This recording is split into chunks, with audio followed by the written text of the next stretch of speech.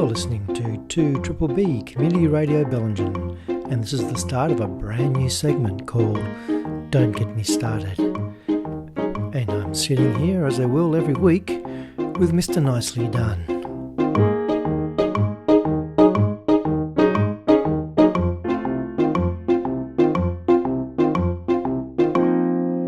Nicely Done, what's been happening in your world?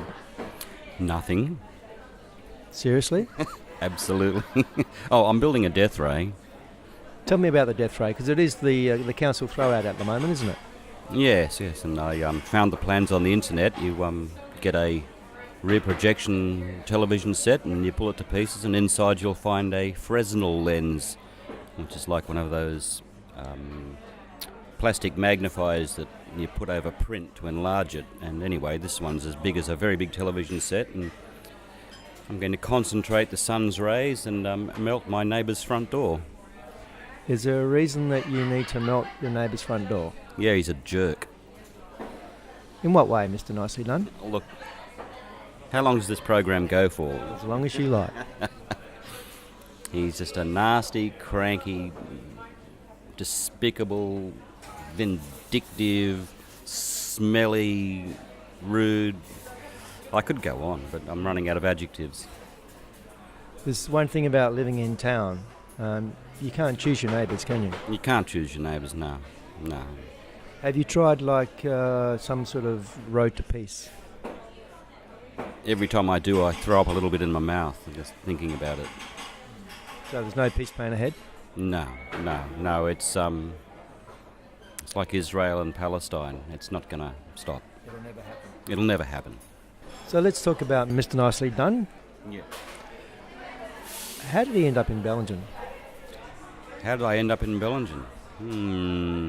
Oh, that's right. I was living in Coffs Harbour and not enjoying myself. I'd moved down from Queensland and I bumped into some old friends from way, way back in the past that lived up in Darkwood Road. And so I was coming out to visit them, and one thing led to another. I thought, well, why didn't I just move to Bellingen so I can be near my old friends, which is what happened. Moved here in 1994, and I've been here ever since. Are they still your friends, or did you get a bit too close? Well, we say hi in the street, but we don't have that much in common anymore. Friendships change. They do. We've all moved on, and they've got their problems. I've got mine. I don't want to know them. So what's your background, Mr. Nicely? I keep calling you Mr. Nicely, but it's Nicely Done. Nicely done, yeah. What's your background? My background? A bit musical, isn't it? It's a bit musical, yeah. I bass player since I was 18. Piano player. Multi-instrumentalist. Been in lots of bands in Bellingen. Zoobop, Hipspanics, the Coffs Harbour Big Band, what was that one called? Highway 49, various other outfits. Were you ever on Countdown? No, but I was on Bernard King's Pot of Gold. And we would have won, but he marked us down. We came second. He said, I would have given you higher marks, but you all look like you're dressed to go and walk your greyhounds. He was an old queen, And just for those who don't know, what was that show all about? What was it? What was the show all about? Oh, it was a talent quest. It was called Pot of Gold, Had 10 or so acts on, and, you get up and do your thing, and it was a panel of judges. I think there was more than one.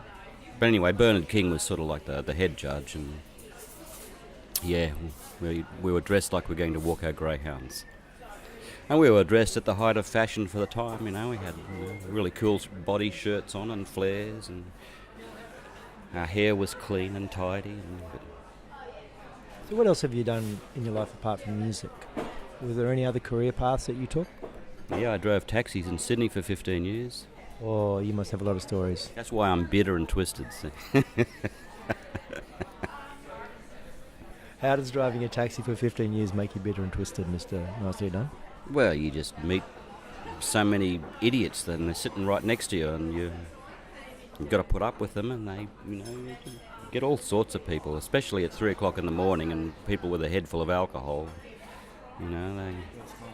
The worst kind, And there's nothing worse than someone opening the door of your cab, and then they sort of struggling to get into the cab, and they flop down in the seat next to you, and they go, "Ah, how you going, drive?" You got room in the back for a pizza and half a dozen beers. The joys of taxi driving. Yeah. Were you one of the taxi drivers that initiates conversation, or did you just sit quietly? No, I was the quiet one. I wasn't opinionated. I didn't bore people with my views on politics. So you never really spoke back? Oh, I did. But one of my favourite quotes to tell people was when they said, "Do you like being a taxi driver?" I said, "I like the driving. It's the people I can't stand." So you've seen a lot of different characters. I've seen them all. I've seen every lowlife and loser and mental case there is. And do you think that's influenced who you are today? Definitely, yes.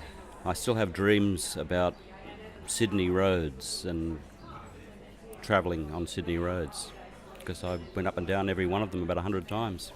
But what about your perception of humanity? Has that left an indelible mark on you, all those years of taxi driving? I think so, yeah. Like I said, I'm bitter and twisted. Have a nice day.